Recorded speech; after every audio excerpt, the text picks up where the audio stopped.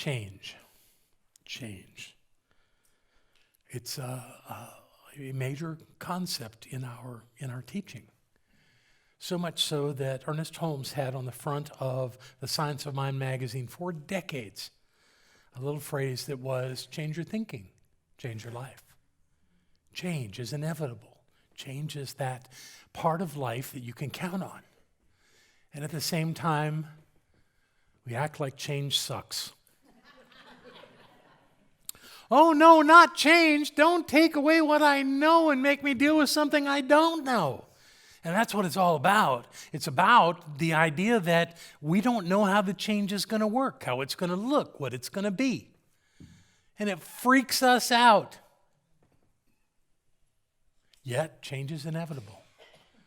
So we have that opportunity to spend our lives being afraid of where we're going and what we're going to do. And then sometimes, in fact, more times than we ever realize, we have the opportunity to participate in the change. We have the opportunity to create the change the way we'd like it. It was sometime last year, and I didn't look on the calendar, and I don't remember when it was exactly, but it was at some point, Barbara and I went down to Florida.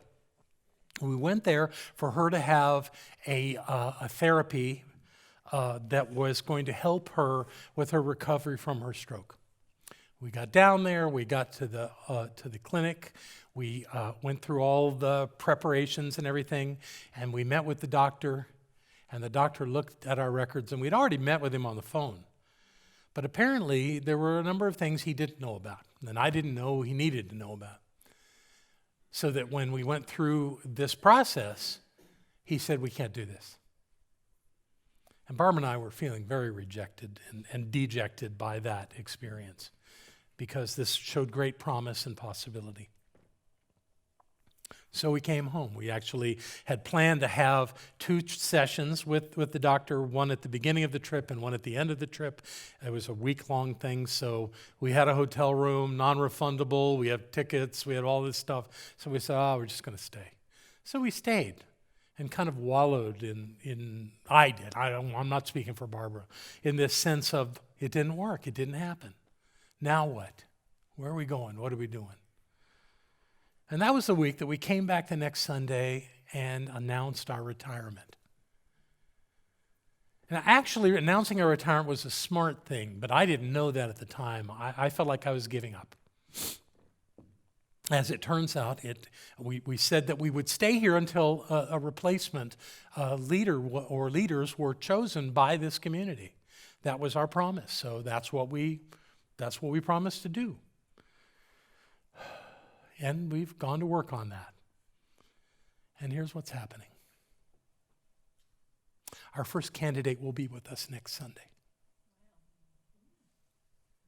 Our second candidate will be with us the following Sunday.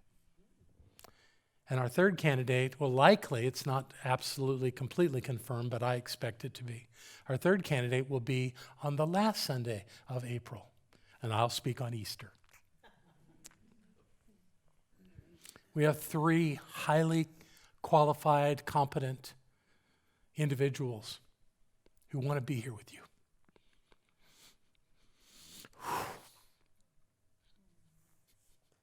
I have some fear. How's this all going to work out? And then I have times when I'm gloriously excited about it. And my guess is if I'm going through that, probably those of you that are part of this community that have been here for years or not, even less than years with Barbara and me, are going, how's this going to work out? I had someone say to me not too long ago, I asked a particular person who was not a member of our center if they would be interested in joining. And they gave me an honest answer. No, we're going to wait and see who the new minister is. Well, that's one way to do it. You can let other people make that choice, and then you make the choice of staying or going. But it doesn't help the community to go. So what I want to do today is kind of go through some of what you can expect to happen in the next few weeks. Because it's likely if we meet with all the three of those individuals in April that we'll have a membership meeting in May and we'll choose somebody. And like you, I get one vote. And I'm very clear that I'm not about to show any preference to any one or the other of these three. I believe they could all do the job. So it's going to be our process together to prepare for that and to choose and see how this is supposed to work. So I want to ask you a question. How many people in the room here today have been a member of a spiritual community when the top leadership of that community changed from one person or people to others? So we have some people that have experienced that. How many of you thought it was a gloriously wonderful experience? Not near as many hands.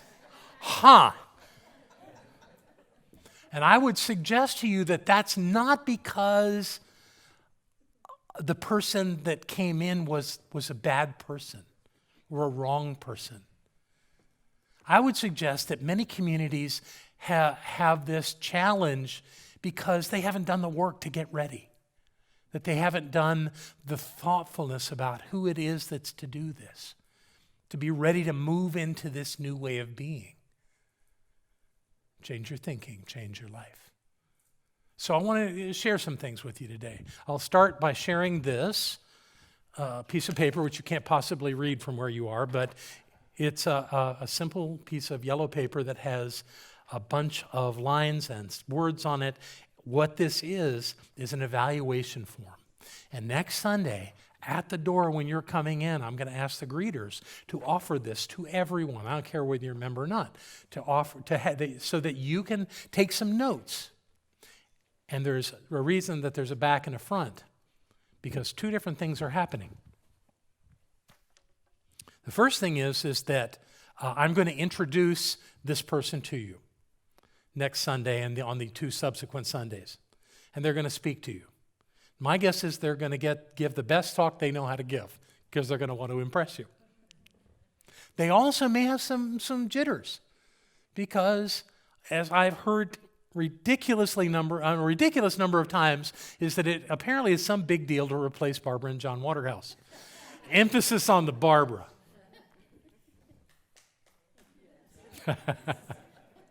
So we're going to go through what's on the paper so that you can be thinking about this before you get here next Sunday. And I'm hoping all those that watch us online over the next few days come into this room and join in this process. And I'll explain why in a few minutes. But let's get going with what we're doing. So the message that person gives has several aspects to be considered. We're going to start with this one. What kind of presentation style does this person give? And I'm going to hold on to my paper because it's going to think better than me as I'm doing this. And so what we've got on the form is some possibilities and then a line if none of them fit. If you've got a different idea that you want to take. Also, I want to tell you, you're not turning this in. This is for you. This is for you because in a month, are you really going to remember? You may remember whether you liked it or not, but you're not necessarily going to remember why. So this will help you to remember. So under presentation style, how was their projection? Did they fill the room with their words? How was their cadence? Did they speak in a way that you could follow? Was it not too fast or too slow? Was it dynamic? Were they a powerful speaker? Did they bring that essence into what they were saying? Were they passionate? Did the message they have for you mean something to them deeply? Were they authentic? There are a number of ministers, and not just in this movement, but in the idea of ministry, where they speak the right words, but it's not real, because they know they're the right words, but that's not what is important to them. So you want to know that what they're saying or feel their authenticity. And the last one, are they charismatic? Now, not everybody has to be charismatic, but charisma is really something that helps you pay attention. Those are things to consider. Which ones might apply? It's going to be different with the three people that are coming. What's their demeanor? What are they sharing in their way of being here?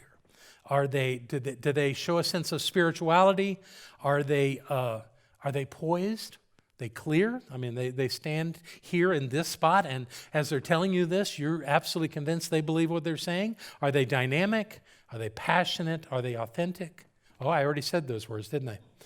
So that's what I was reading from before. Let me go back to the presentation for just a second, just so I give you the words that were there. I did the cadence, easy to understand, easy to listen to, and valuable insights. Those are the things I think you should look for as this person is speaking to you. And circle the ones that apply. The next one is about language. Now, if somebody's nervous up here, yeah, they may misspeak. They may miss a word or two. God knows I've done it. Many of you will recall. I actually had someone in the room once say to me, "You lost your way along at that particular point when you said such and such, didn't you?" I said, "I absolutely did. I was filling with words that meant nothing." It happens. It happens. And being in front of an audience, now I was the president of this international organization, so I got used to speaking in front of people I didn't know, but I got to tell you, it was always easier to do it in front of people you know. I always felt better doing it here than I did anywhere else. And did I misspeak? Sure, of course. And probably they will at some point too, or not. But how is their language? Do they use words you don't know? Is what they're saying clear for you and easy for you to understand? Physical appearance. Now, I want you to know that things are changing in how that works in ministry. Reverend Cliff, would you come up here for a moment?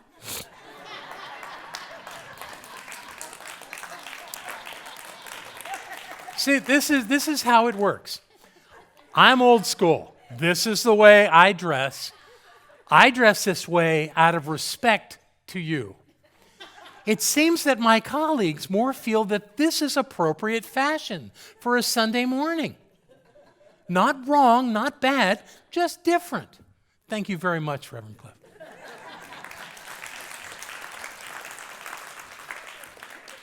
So ties may not be around much longer.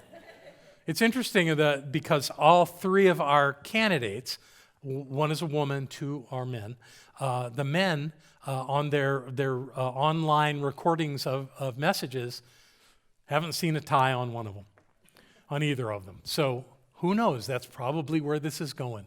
Don't find fault in that. Just realize it's part of the change. All right? That's language, or that's physical appearance.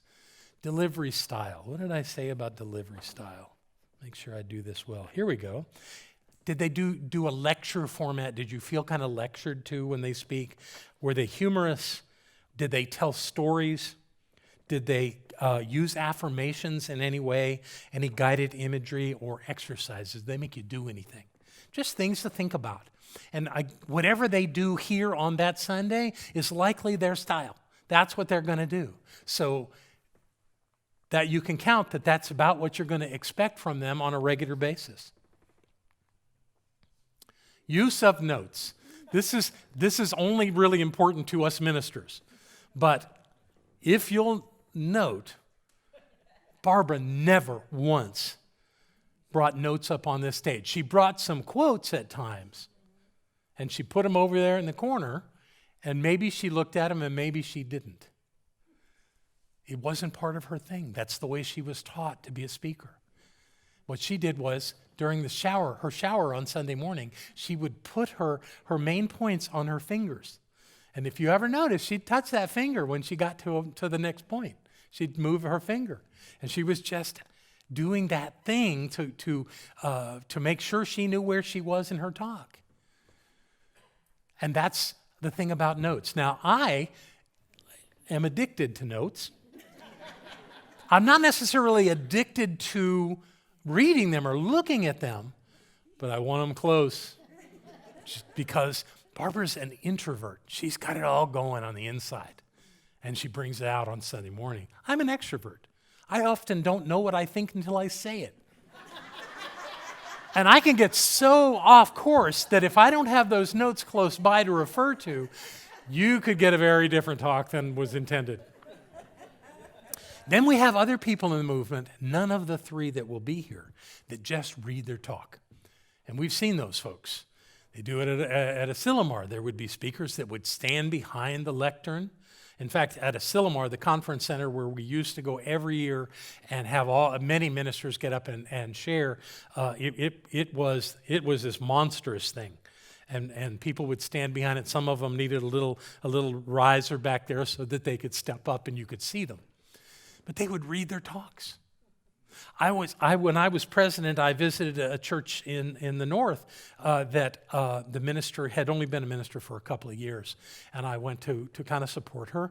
And in her talk, she said, "The most important thing I want you to know," and then she read the thing that was the most important.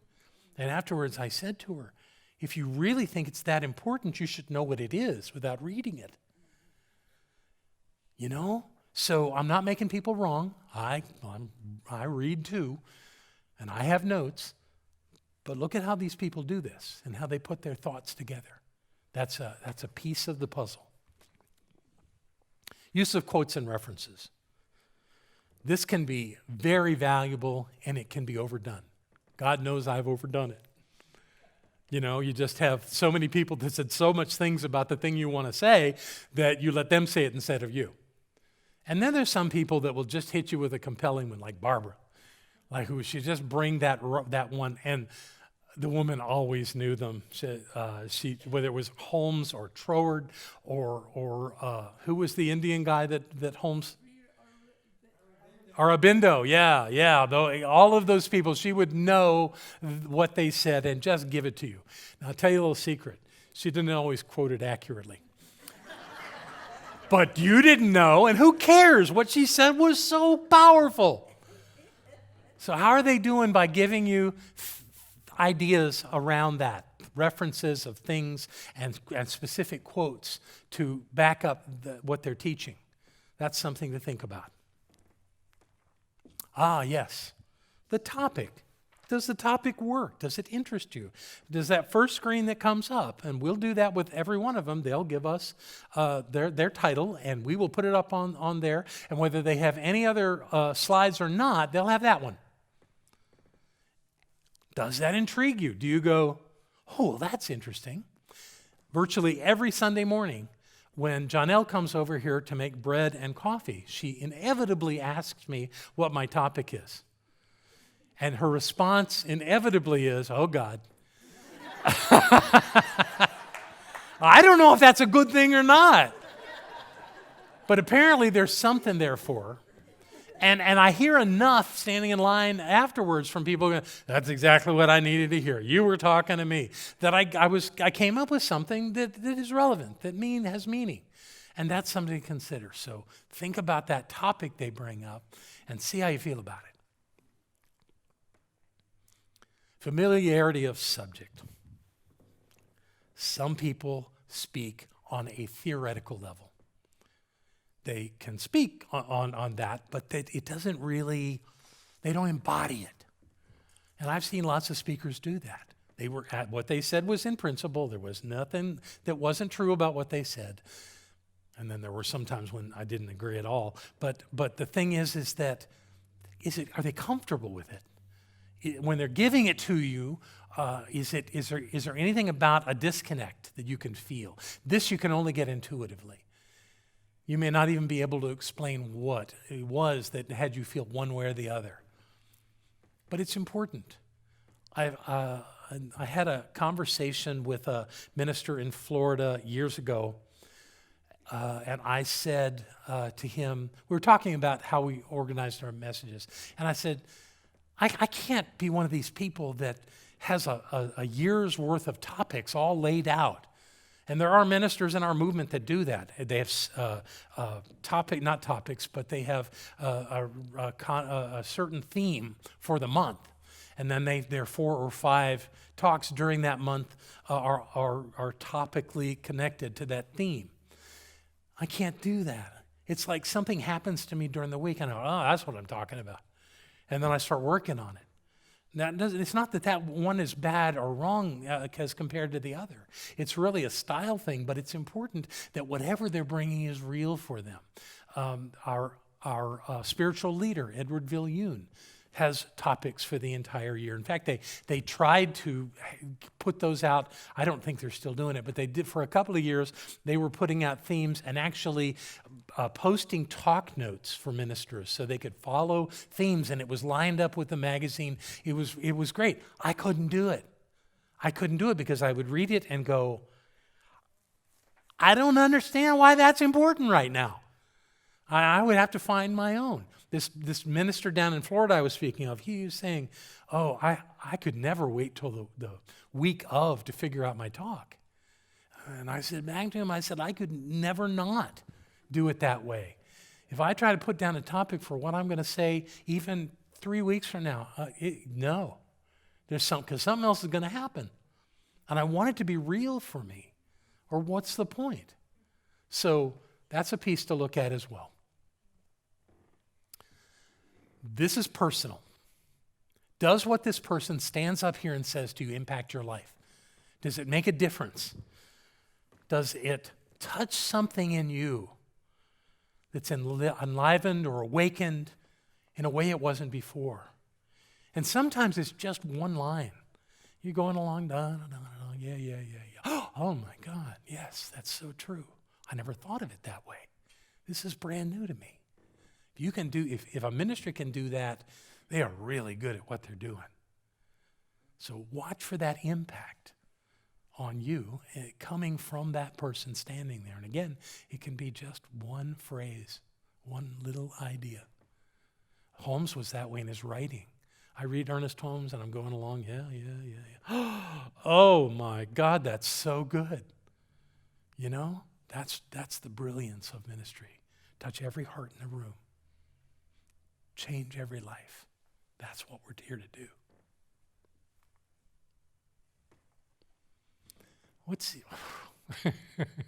Interesting, me talking about affect. I want to just thank you in this moment for tolerating my tears for so many years. For all that time, most of it, I would be self-judgmental. I'd go, I cried again. God, I can't get a handle on this. And of course, then I would hear people say to me, no, it's who you are. It's got to be that way. And it is. I couldn't have done it any other way. I get emotionally caught up in what I'm talking about. I care.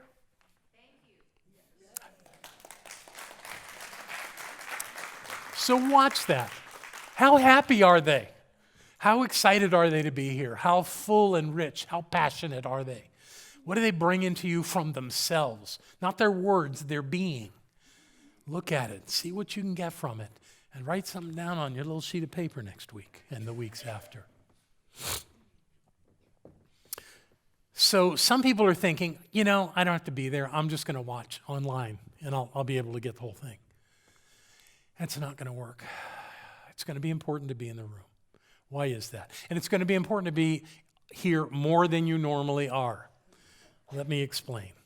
When we are done with our celebration in this room, we are going to do what we always do. We're going to have some food out. But not just a little food. We're going to serve lunch. We're going to serve it all 3 Sundays that we have these guests.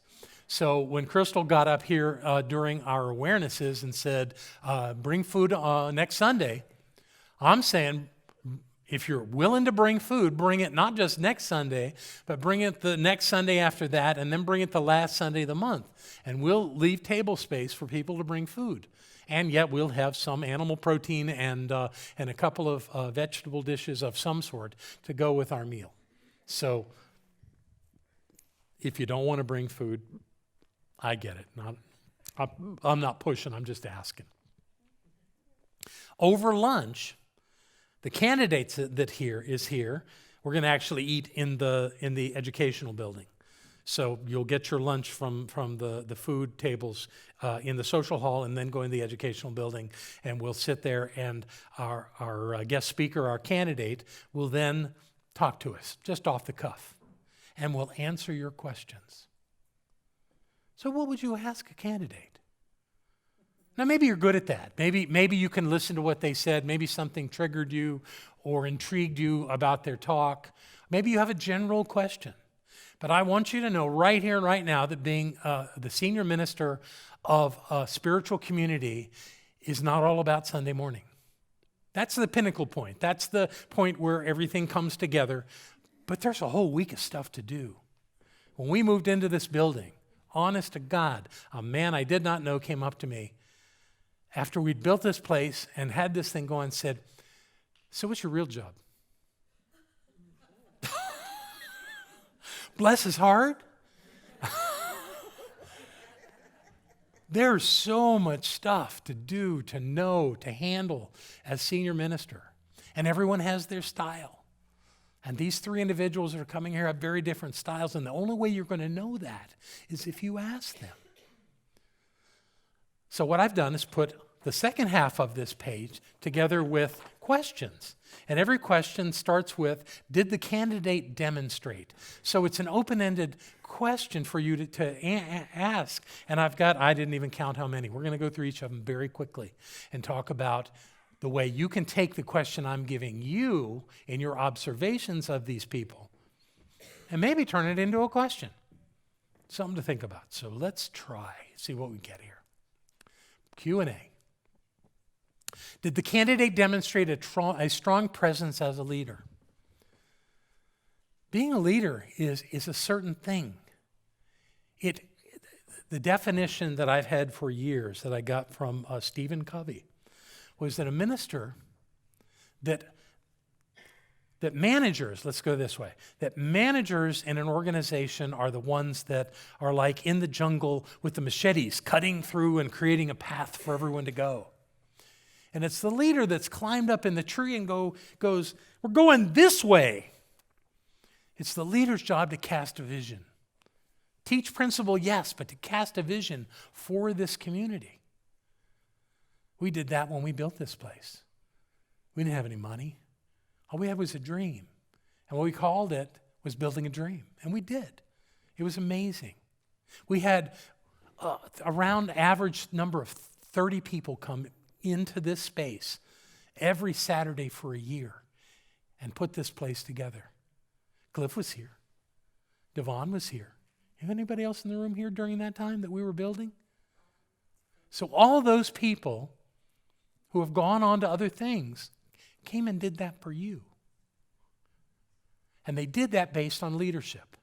And I'm not patting myself on the back, but you got to offer direction. You got to cast a vision if you're the leader. So look for that in this person. They may not be jumping out in front of you with grand ideas about what they can do. That's smart, perhaps. They can, although they can ask you, and that's another one of these points, ask you what you want. Good leadership means good following.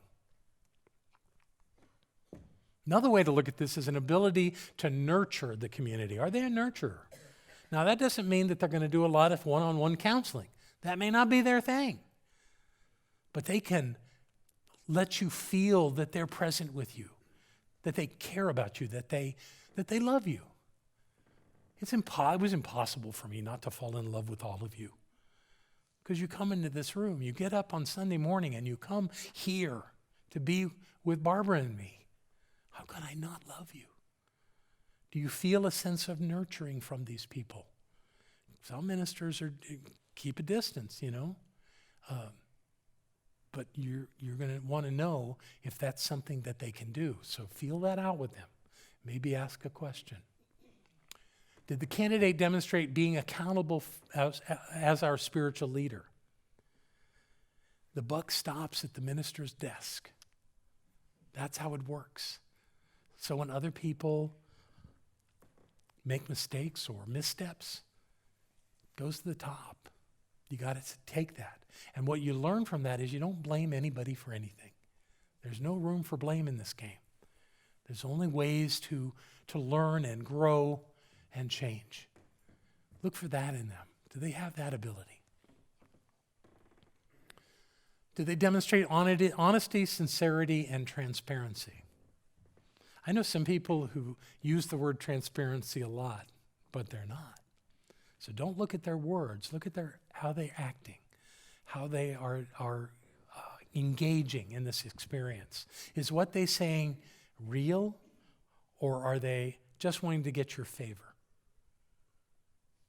It's a good time to be thinking critically when you're listening to these folks. They're all beautiful, wonderful people. Pay attention to what they're saying and how they're saying it. See if it's real. Whew.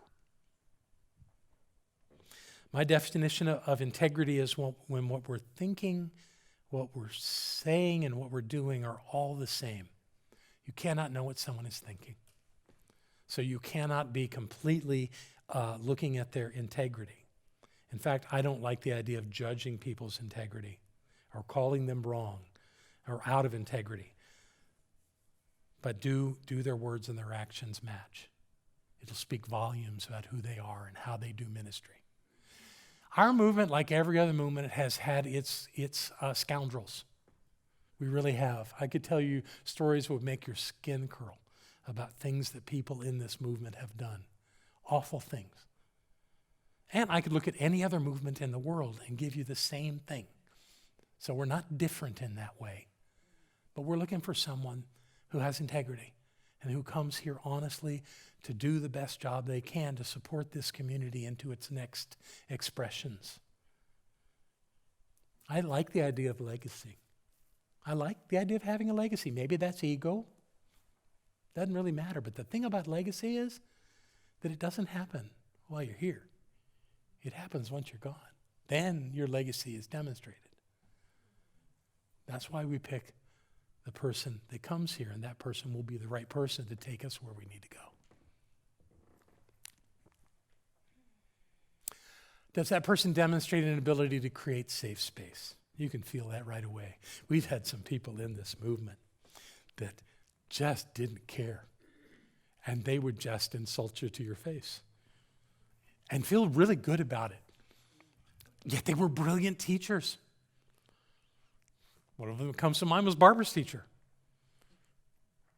He was a jerk. But he would have you melt in your seat with the power that he would speak through. There was one in Atlanta. Just not a nice person at all. But when he was on stage, it was like, wow. That's why being in the other room is so important. You're going to get a different feel over there than you're going to get in here. So we have some very polished speakers in this movement.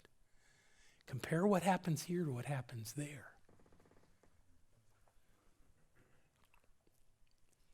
Does that person have an ability to facilitate conflict resolution? That's kind of a catchphrase, conflict resolution. To me, the most important part of that idea is not that you follow a series of steps or a particular procedure, but that you're not in judgment and not into blaming or finding fault in anyone. Everybody's position is valid. Even when you think it's the weirdest thing you ever heard. It's their position, it's their way of seeing it, it's their perspective, and they're entitled to it. So ministry is not about convincing people to be different ways. One of the great lines in our movements is, we are not here to teach you what to think. We are here to teach you how to think, to move beyond judgment, to be able to open your mind to possibility. And I've always said that if I'm having a conversation with someone that has an entirely different opinion than I do, one of two things will happen. Either I will learn from their position and grow in consciousness, or I'll have a higher resolve that what I'm thinking right now is working. Either way works. It doesn't matter. Everybody's entitled to their opinion. If it gets to a point of conflict, there are ways to work it out, and that's what you want from your minister, to be able to work that out and support people who might be in conflict with one another or with the minister. Does this person have an ability to express ideas clearly? This is key. Some teachers kind of go into this esoteric, high thought thing that loses people. I heard a Unity teacher do that a couple of years ago. Great guy, but he got up there and just lost me. You've got to be able, as a minister, to express to people at their level. The master of that was named Jesus. When he would tell a parable, it wasn't the same story for everybody. It was a story that sounded different to different people, but a message and value to everyone. That's genius in being a spiritual leader. And does this person have an ability to ask clarifying questions? This will only happen in the other room. He's not going to ask you to clarify anything here, or she. It's going to happen over there. That's why another reason why it's really important to be in the room if you want to make an informed choice on this. An ability to be non-judgmental. Yeah, look for that. Look for that. See if you see anything in this person that is resistant to the questions or the comments that come up. Anyone that kind of holds back. Look for that. See how they are. Being approachable and easy to be around. Well, that one will come pretty naturally. You'll know. You'll know if they're easy to be around because you're going to be around them. Do they have a commitment to science of mind principles? I saved the best one for last. That's what we teach. We teach the science of mind. Recently, I was told that we are a fundamentalist science of mind center. And my first thought was, yay. But what you might find in these people is that they have soft edges around that. And I understand. I, for one, for a couple of decades, had a spiritual teacher that was not in science of mind. He was a Native American spiritual teacher. And I learned wonderful things from him. And the beauty of that was that what I learned from him was in alignment with what we teach. It may not have sounded exactly the same, but all in all, what he was saying was what I believe and how we do our work here. So we may get some of that. We may get some things that don't sound as familiar as what John and Barbara say.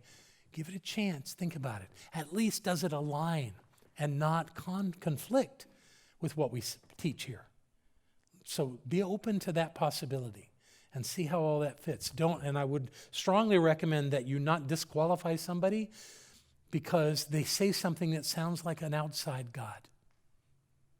Don't find fault in them in that. If you want to, over there, ask them to explain.